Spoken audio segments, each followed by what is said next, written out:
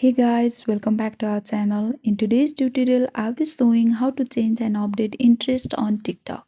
Unfortunately, there is no option inside the TikTok app to change and update your interest.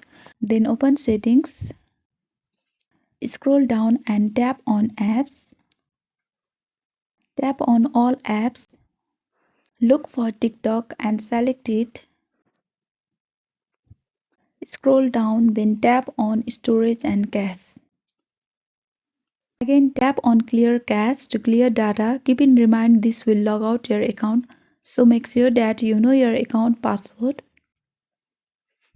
After that, go back to your home screen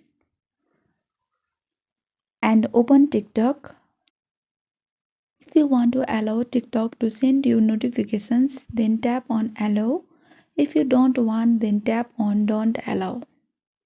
Now you can choose your interest here. Then after that, tap on next and log into your account. And this is how you change and update interest on TikTok.